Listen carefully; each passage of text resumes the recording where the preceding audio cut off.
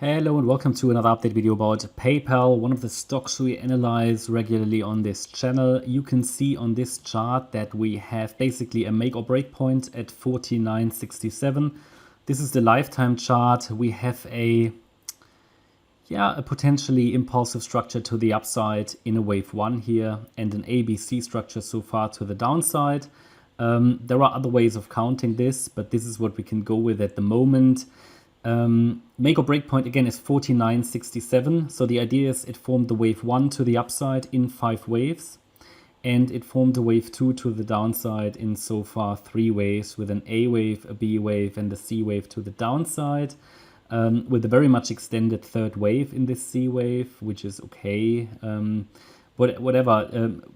Regardless of this wave count, which is at the moment a bullish interpretation, we always have to say something about this. First of all, it is for a stock still a fairly young chart, and it would be its first real 1-2 setup. So it is always at a point where it needs to prove itself, okay? Because other interpretations are surely possible on this chart.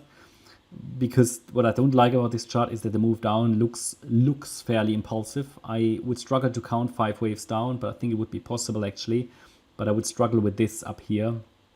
Yeah, this would have to be a 1, 2, 3, 4, and 5. Possible as well, but it doesn't really matter. Do you know why? Because we haven't got any bottoming signal anyway. There is zero short-term bullish on this chart at the moment. So I'm still waiting for another low, and then it needs to prove itself. But we're taking a look at that on the shorter time frame in a minute. What you need to understand on this chart, the lifetime 78.6 FIB level isn't broken yet, and that's at $49. And only when this breaks, then this is going to be a absolutely bearish chart. Okay, I was looking for some creative, funny words, but anyway, that's the level 49.67. It is always with Elliott wave when in a wave 2 the price breaks below the lifetime 78.6 Fibonacci retracement. That's typically it. Okay, then we don't trust it anymore, and we don't want to have it. Okay, that's it. So until then, I mean, you can argue, right, look, I mean, we had a 5-wave move up. You can count it as 5, absolutely. So that means you can speculate all sorts of stuff about this and say, okay, it looks bullish, it looks bearish, whatever. I would say I'm fairly neutral about this in general, yeah. I can count 5 waves up, yes, but I probably could count it as a 3-wave structure as well to the upside. The move down, I can count as 3 waves. Yes, what I don't like is that the C wave is very long. So I could find a way to count it 5. That doesn't leave us with a great edge, okay? Sometimes we have to accept that a chart is uncertain. Yeah, it is a little bit unclear. What do we do in this situation? We either don't trade it at all, or we just go with reward and risk. It's very straightforward. What can we do? And it's all about that. It's not so much about trying to predict the future. Many Elliott wave analysts try to do that. It's about understanding reward and risk. That's the main purpose of Elliott wave. So many people don't understand that. And it's amazing because what does it give you? Well, look, if we say, okay, on the micro level, I'm going to zoom in a minute. If I say, okay, I don't have a reliable bottom in place, so I'm not going to do anything now. Well, I might, potentially buy a little bit if I'm interested potentially in that company, but it's still in a downtrend, so not too attractive.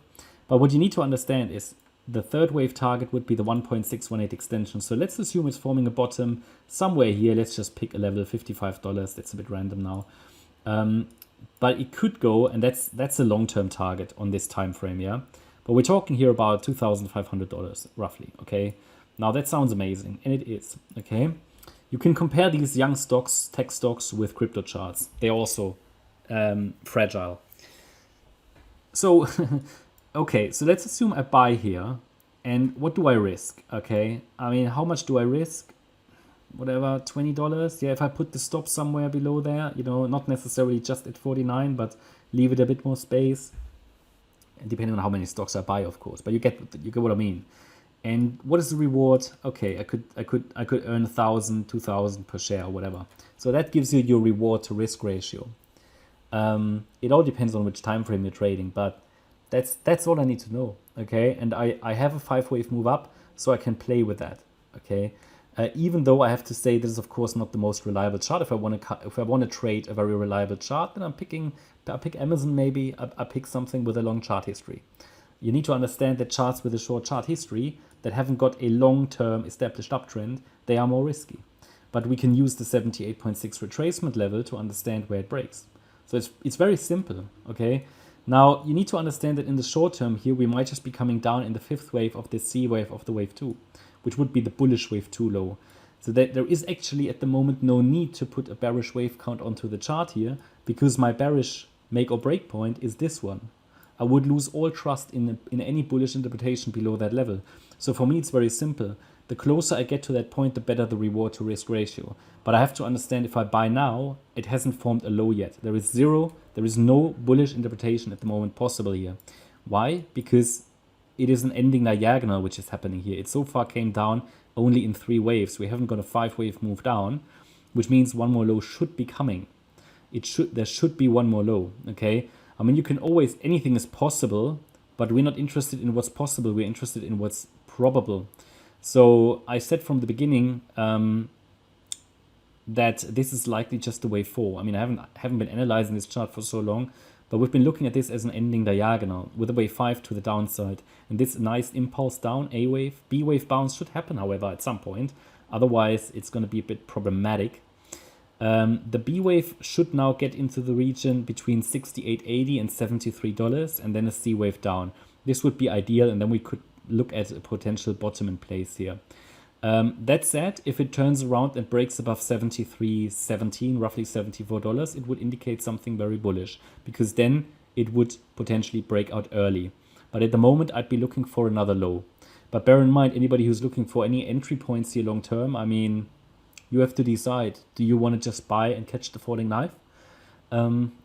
Which is potentially dangerous, but you have a clear stop below that $49 level. Or do you want some more assurance, and there is no need to rush because you can easily wait for a bottom structure to form, which is reliable, for a first 5-wave move up, 1, 2, 3, 4, 5, and the first 3-wave move down. Then you have a tight stop. You can scale into this area and just trade the upside.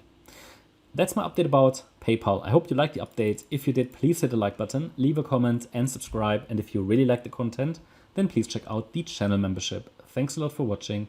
Bye-bye.